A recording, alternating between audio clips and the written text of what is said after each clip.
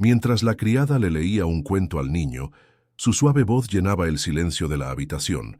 Su manga se deslizó, revelando por un instante una antigua y compleja cicatriz que le recorría el antebrazo. El niño dejó de escuchar. Sus ojos, normalmente apáticos y distantes, se fijaron en la marca con una extraña intensidad, una chispa de reconocimiento por algo que su mente consciente jamás podría recordar. No era una mirada de miedo ni repulsión, sino de una profunda y enigmática familiaridad. Un secreto latente en el cuerpo de la mujer estaba a punto de ser despertado por la intuición de una niña que no tenía palabras para describir lo que sentía, pero que conocía esa marca a un nivel más profundo que el recuerdo mismo. Esa mujer era Elena, una treintañera reservada, recién contratada para trabajar en la mansión del millonario viudo, el señor Almeida. Era eficiente y cariñosa, pero mantenía una barrera emocional, y su regla personal más inflexible era usar mangas largas, incluso en el 1700. Calor sofocante. Lo que nadie sabía era que Elena no era una desconocida en esa casa. Años atrás, había sido la niñera del pequeño Lucas. Estuvo presente la noche del trágico incendio que le costó la vida a su patrón, y fue ella quien, con su propio brazo en llamas, caminó entre el humo para rescatar al bebé de la cuna antes de desmayarse, un acto heroico perdido en el humo y el caos de esa noche. Tras la tragedia, Elena desapareció, traumatizada, cargando con la culpa de no haber podido salvar a su jefe, y con el brazo marcado para siempre, se marchó. Pero la conexión con el chico que había salvado era un hilo invisible e inquebrantable. Años después, impulsada por una necesidad que no comprendía del todo, estar cerca de él, cuidarlo, vio una vacante de criada en la mansión y solicitó un puesto con otro nombre. Regresar a esa casa fue una tortura, pero la idea de no saber si Lucas estaba bien era aún peor.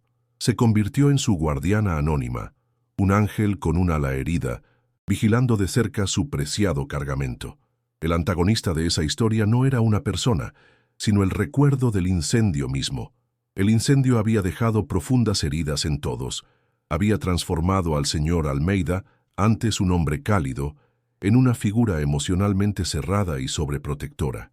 Atormentaba al pequeño Lucas, ahora de 6 años, quien, aunque no recordaba nada, sufría de amnesia traumática que se manifestaba en una personalidad silenciosa y miedos inexplicables, especialmente un miedo irracional al fuego, a las velas y a cualquier llama, y mantenía a Elena en silencio, prisionera de su propia culpa y de un heroísmo que ella misma decidió enterrar junto con las cenizas de aquella noche. Desde el primer día de Elena en la casa, se formó una conexión profunda, casi mística, entre ella y Lucas. El niño, que se había mostrado tímido y distante con los demás cuidadores, buscó la compañía de Elena con una confianza instantánea. La seguía por la casa, se sentaba en 1900 silencio a sus pies mientras ella trabajaba, y por primera vez en mucho tiempo se dejó reconfortar por un abrazo. Para el señor Almeida, esta conexión era un misterio. Agradecía la dedicación de la nueva empleada doméstica, pero también le inquietaba la intensidad de este vínculo que parecía haber surgido de la nada, sin explicación lógica. Observó la mirada de su hijo hacia Elena y percibió algo más, el eco de una época que él mismo intentaba olvidar. La cercanía natural entre los dos, supervivientes, era un rompecabezas que no lograba descifrar. Consideraba la dedicación de Elena una bendición, pero no podía ignorar la sensación de que había un secreto en esa conexión, algo que unía a la criada y a su hijo de una forma que trascendía la lógica. Y la verdad estaba allí, oculta a simple vista, en la piel marcada de aquella mujer silenciosa. La conexión entre Elena y Lucas se profundizaba cada día, tejiendo un tapiz de afecto silencioso que desafiaba la lógica. Las pesadillas, que a menudo despertaban al niño entre lágrimas, se hicieron cada vez más escasas. Su habitual apatía daba paso a momentos de genuina curiosidad, pero solo cuando Elena estaba cerca. Si se raspaba la rodilla en el jardín, su primer instinto no era buscar a su padre, sino los brazos de Elena, donde sabía que encontraría consuelo inmediato, sin preguntas. Para el niño, Su presencia era un refugio seguro, una calma inexplicable que su alma reconocía, aunque su mente no supiera por qué. Ella era la melodía de una canción olvidada hacía mucho tiempo. Esta devoción instantánea, sin embargo, sembró inquietud en el corazón del señor Almeida. Por un lado, sintió un inmenso alivio al ver a su hijo finalmente conectar con alguien. Por otro, el dolor y el instinto protector lo hicieron sospechar. ¿Quién era esta mujer que en tan solo unas semanas logró lo que una legión de psicólogos caros no pudo lograr en años? ¿Por qué Lucas, un niño tan reservado, confiaba tan plenamente en ella? El misterio de esa conexión lo perturbaba. Empezó a observar a Elena con más atención, no buscando defectos en su trabajo, sino respuestas al enigma que representaba en su hogar. Para Elena, cada gesto de cariño de Lucas era una mezcla agridulce de alegría y agonía. La calidez del abrazo del chico era la recompensa por su decisión de regresar, pero también un recordatorio constante de la mentira que vivía. Tenía que mantener la fachada de una extraña, tragarse los recuerdos que bullían en su mente, resistiendo el impulso de decir, «Te recuerdo, cariño». Vivía en constante estado de alerta, temerosa de que se le resbalara la manga o de que una palabra dicha en el momento equivocado pudiera destruir el frágil equilibrio que había construido. El silencio era su carga, el precio que pagaba para permanecer al lado del chico que había salvado. El pasado, sin embargo, se negaba a permanecer enterrado. Empezó a filtrarse entre las manos de Lucas. El chico, que nunca había estado particularmente interesado en el arte, empezó a dibujar obsesivamente. Entre garabatos de coches y árboles emergía un tema recurrente, formas rojas y naranjas que parecían llamas. Junto a ellas, siempre dibujaba una figura grande sosteniendo a otra pequeña. Le mostraba los dibujos a Elena con los ojos llenos de una confusión que ella comprendía a la perfección. Cada hoja de papel era un fragmento de la pesadilla que no podía recordar, y para Elena era la aterradora prueba de que el recuerdo seguía vivo, latente bajo la superficie. El recuerdo del trauma resurge a través de los dibujos de Lucas. ¿Crees que Elena debería contarle la verdad al señor Almeida antes de que la situación explote, o hace bien en guardar el secreto? Comparte tu opinión. La tensión latente estaba a punto de estallar. Para intentar traer algo de normalidad a la vida de su hijo, el señor Almeida decidió celebrar el 6º cumpleaños de Lucas con una gran fiesta, la primera desde la muerte de su esposa. La noticia llenó de pavor a Elena. Una casa llena de desconocidos, el ruido, la agitación, era el ambiente perfecto para el desastre. Temía por la frágil estabilidad emocional de Lucas, pero también por ella misma. En medio del caos, sería más difícil controlar sus palabras, sus gestos, sus mangas largas. La fiesta, que para su padre era un gesto de amor, para Elena parecía un campo minado. Una fiesta de cumpleaños a la luz de las velas para una niña con trauma por incendio. La receta para el desastre está lista. Sí, tienes ganas de ver cómo finalmente se revelará el heroísmo de Elena. Únete a nuestra comunidad. Suscríbete para no perderte el emocionante clímax de esta historia. El día del evento, la mansión se llenó de risas infantiles y charlas de adultos. Para sorpresa de todos, Lucas, con Elena como su sombra protectora, parecía estar sobrellevando la situación bien. Aceptó los regalos, participó en algunos juegos e incluso sonrió ante el espectáculo de magia. El señor Almeida observaba desde lejos con el corazón lleno de una esperanza cautelosa. Quizás se equivocaba. Quizás su hijo finalmente estaba superando sus miedos. Una falsa sensación de calma y éxito se apoderó de él, engañando a todos, preparando el terreno para la tormenta que se avecinaba. Llegó la hora del pastel. Las luces de la habitación se atenuaron y la criada sacó el pastel de cumpleaños. Sus 6 pequeñas velas encendidas creaban un brillo parpadeante. Los invitados se reunieron alrededor de la mesa y comenzaron a cantar «¡Feliz cumpleaños!». La mirada de Lucas, sin embargo, no estaba en el pastel, sino en las pequeñas llamas danzantes. La alegría en su rostro se desvaneció, reemplazada por una máscara de terror primigenio que nadie allí había visto jamás. El detonante que Elena tanto temía acababa de ser accionado delante de todos. El canto de «Feliz cumpleaños» fue interrumpido abruptamente por un grito. No era el grito de un niño descontento, sino un sonido primigenio de puro terror que surgió de lo más profundo del alma de Lucas. La visión de las pequeñas llamas danzantes abrió una puerta en su subconsciente, liberando la pesadilla de aquella noche de fuego que su mente se había esforzado tanto por olvidar. Sus ojos se abrieron de par en par, fijos en las velas, pero sin ver la fiesta.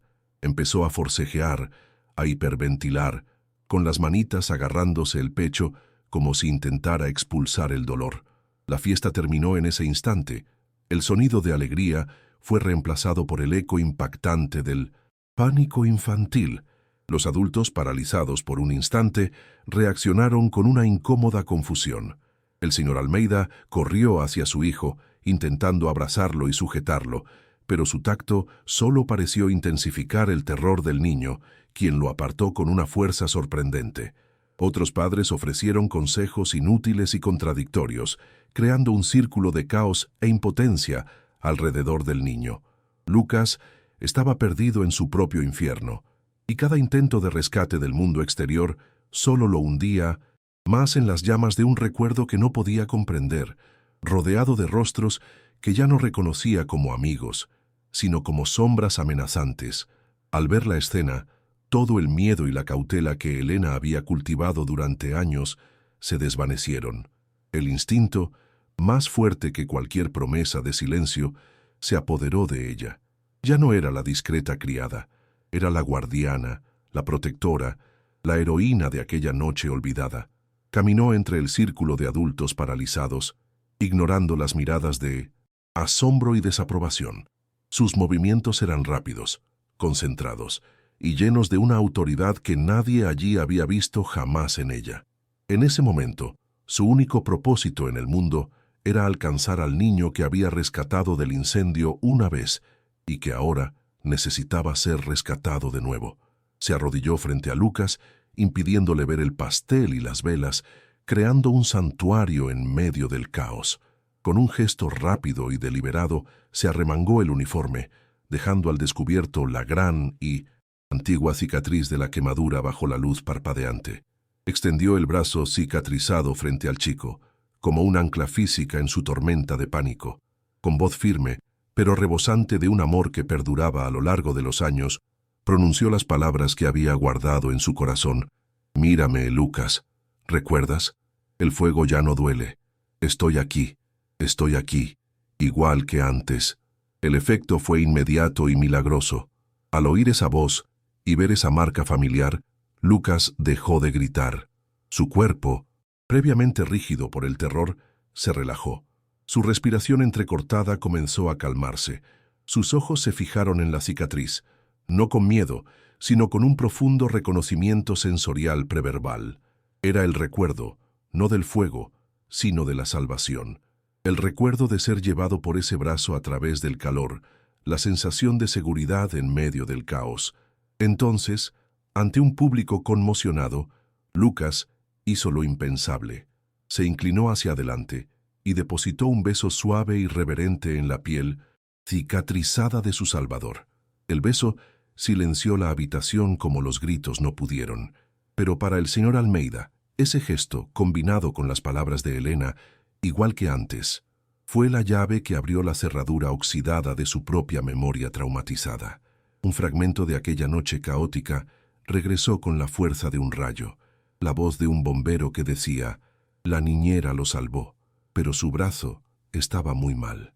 Miró la cicatriz, el rostro ahora sereno de su hijo, y finalmente, el rostro lloroso de Elena. Y todo encajó. Con la voz entrecortada, apenas capaz de respirar, formuló la pregunta que lo cambiaría todo. ¿Fuiste tú quien lo salvó? Ante la pregunta de Almeida y las miradas de todos los invitados, Elena no necesitó palabras.